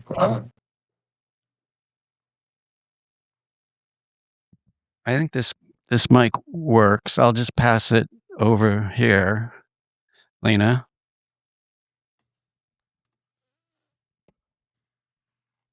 Yeah. Okay, great. This works. Thank you so much for the talk. That was really interesting. Can you hear me? Yes. Okay. I had a question about where exactly the ethical comes from. In what you were saying, because you seem to say in the beginning that the ethical comes from alterity or from the experience of alterity. And I was wondering how exactly that should work, because it seems to me that, like, if something is really totally, like, if it's a total alterity, you can't draw anything from it. You can't draw an ethical relation from it. And then indeed you seem to imply something else, something more, saying like, okay, it's the experience of myself in the alterity, of like the experience of finding myself in it, finding my dependence on the difference from it. But I was just wondering, doesn't this like kind of reduce the alterity to myself or to the sameness in the end? Doesn't this just assimilate the other in some sense? So isn't the ethical then reduced to not like to exactly not a relation to the other, but like to the sameness in the other, and then therefore to myself in the end? I see your concern. First of all, I mean, I didn't elaborate it here, but I wanted to gesture towards it within the context of this paper. But I think the question of affirming shared life is fundamental to developing ethical precepts that would entail commitments not only to equality and equal freedom, but also to supporting the infrastructures of life itself. So, an array of public goods that are available to everyone. To me, the scene of this strangely contorted, scandalized figure that Hegel offers us is one in which this other who he encounters cannot be assimilated to himself. And it's that inassimilability that is such a scandal. It is not the case that when the two figures endeavor to live rather than kill each other, that they become assimilated into a single subject. That is not the case. Their differentiated relationship, the fact that they are distinct from one another, becomes the basis of an ethical tie in the sense that I'm trying to explain, and I think I could probably work this through the Hegelian notion of Sittlichkeit by turning to the philosophy of right if I wanted to be systematic about it. But the ethical bond actually is a bond committed to shared life, which means they are equally social and they're socially related to one another, but neither one is ever assimilated into the other. It's not a radical alterity in the Levinasian sense.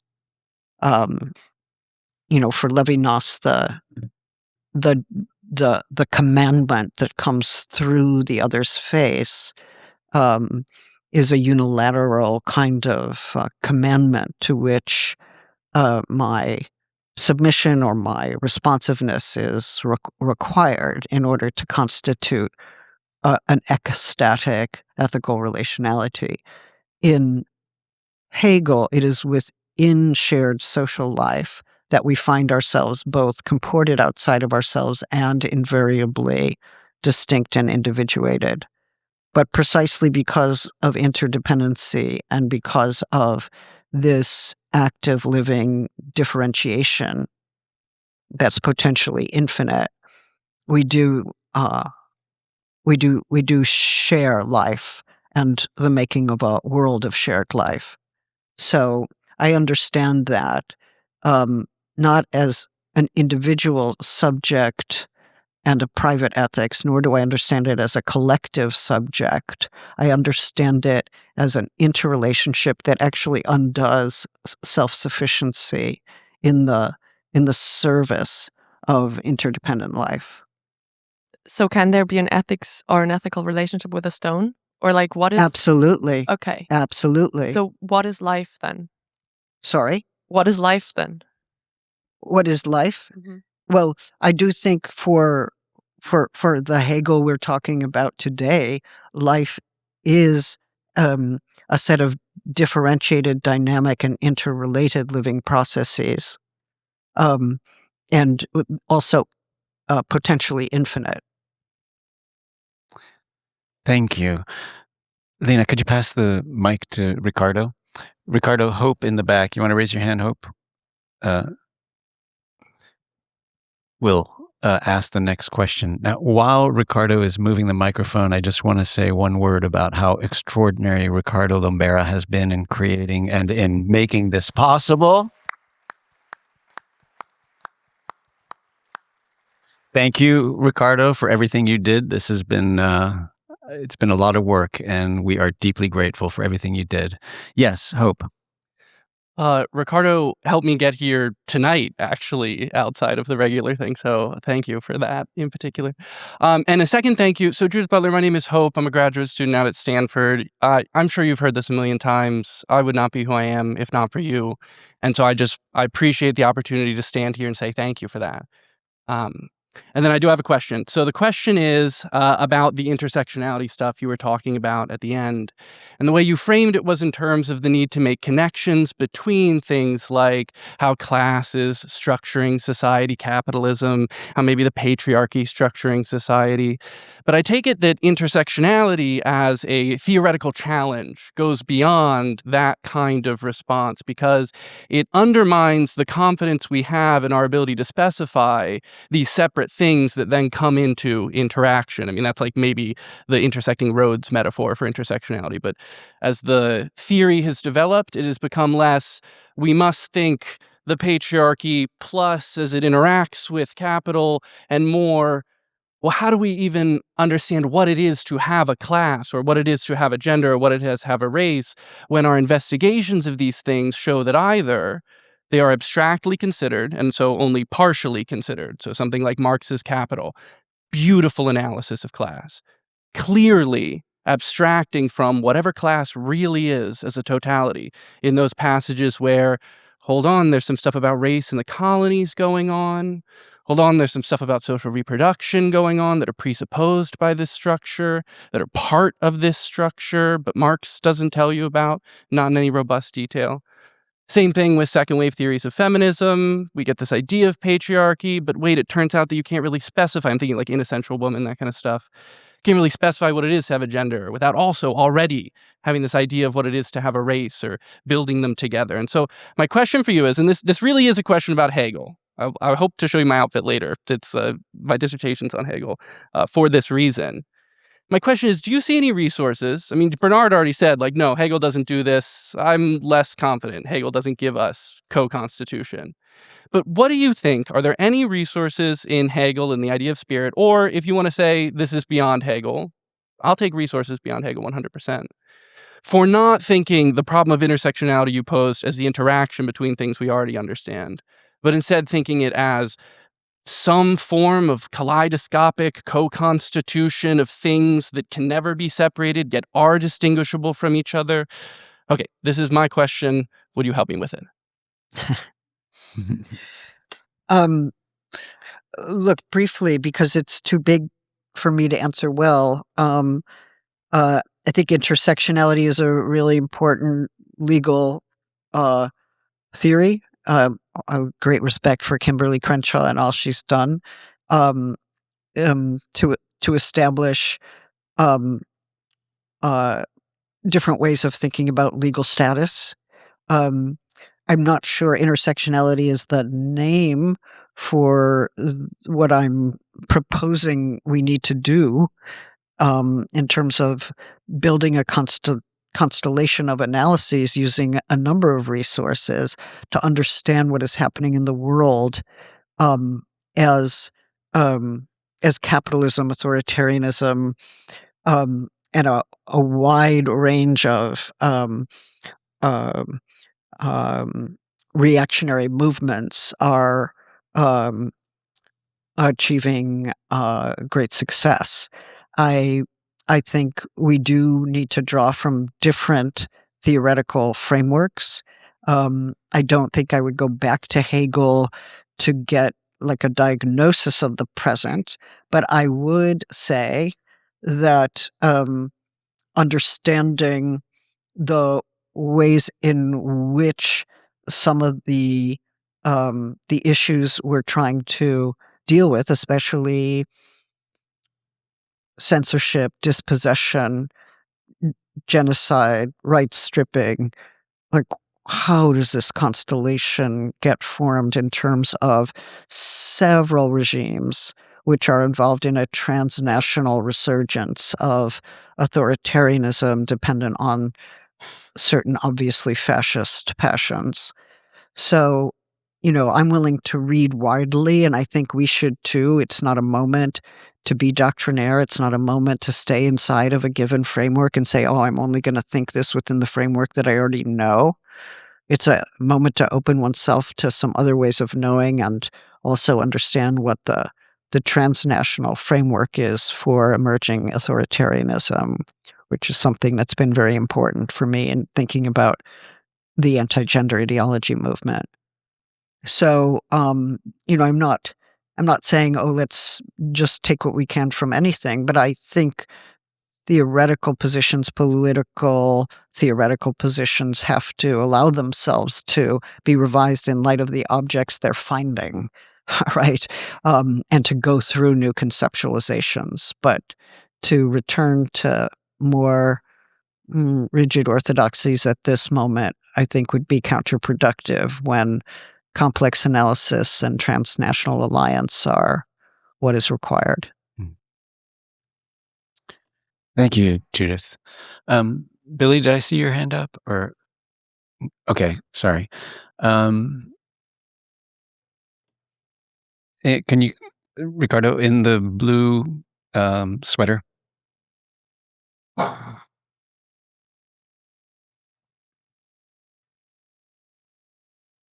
Thank you so much.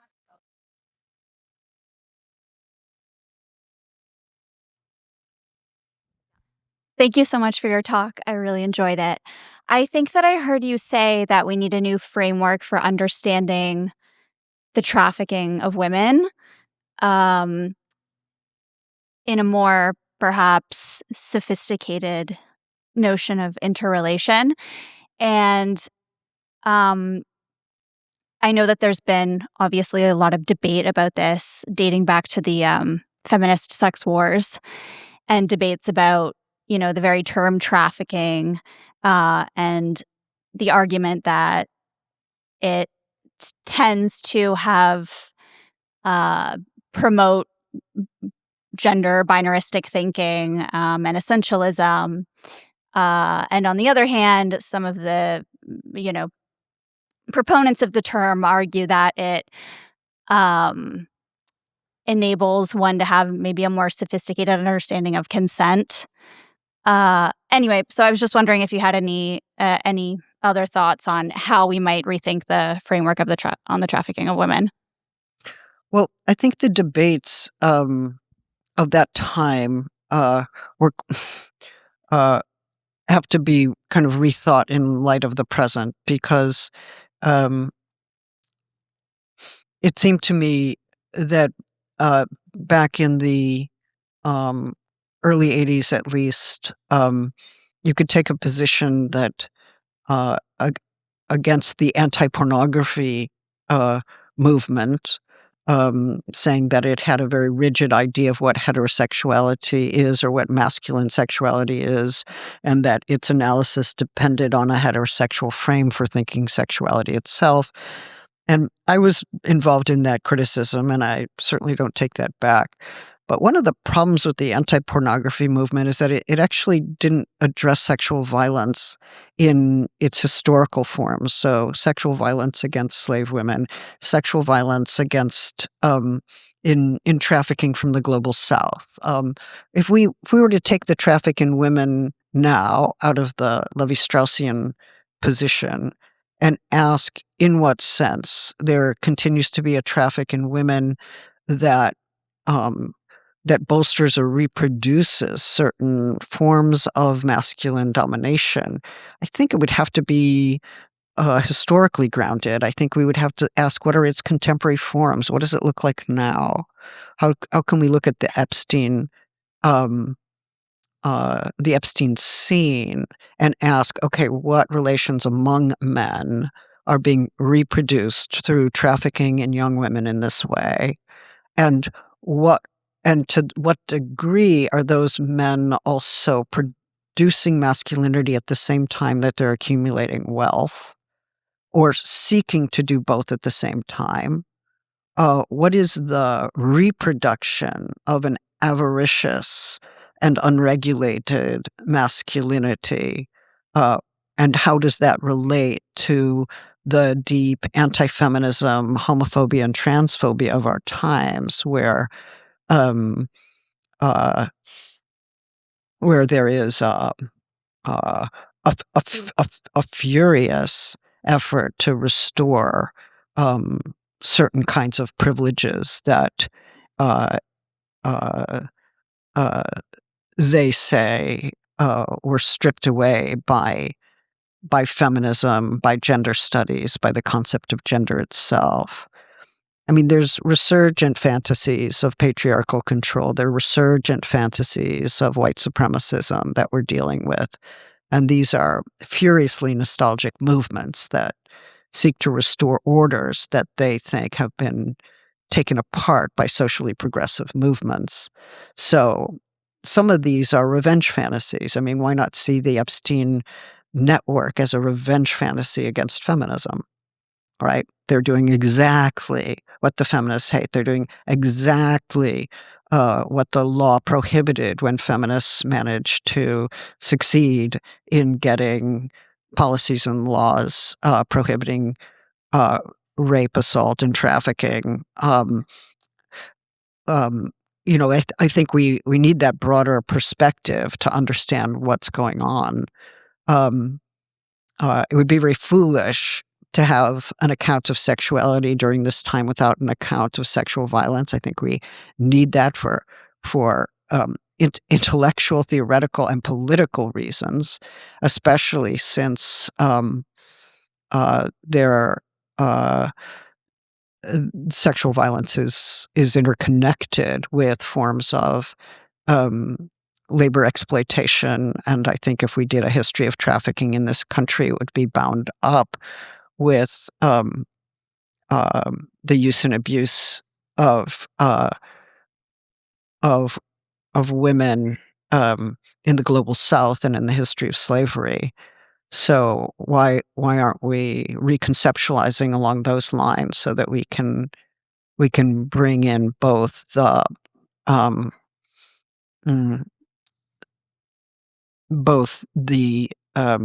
colonial and the racist dimensions of sexual violence against women? What are these guys doing when they are reproducing each other in such a way that liberates them from legal and ethical standards that clearly belong to a progressive feminist left agenda? I think there is a contextualization that makes greater sense of this. We don't have to return to Levi-Strauss per se. We have to ask how the traffic in women is lived out now, through which parameters of power. What would a good description be? One that would allow us to approach it without assuming, and this is my point about not being biologically reductive about heterosexual masculinity, without assuming that, oh, this is just the way guys really are. That's not helpful. And I think we have to ask, what are the social conditions in which men get reproduced in this way and reproduce each other in this way? And how does that relate, capital accumulation, with sexual exploitation, again, but in a new form?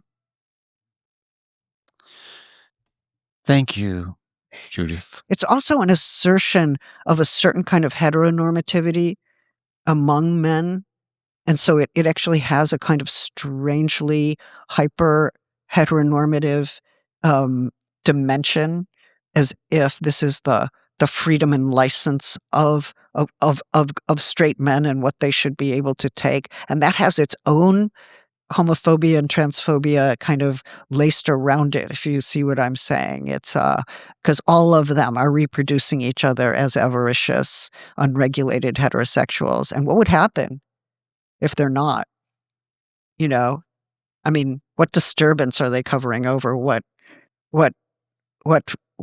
queerness are they absolutely ruling out? I think there's some serious questions of this as a revenge fantasy against both feminism and LGBTQIA people. Mm-hmm.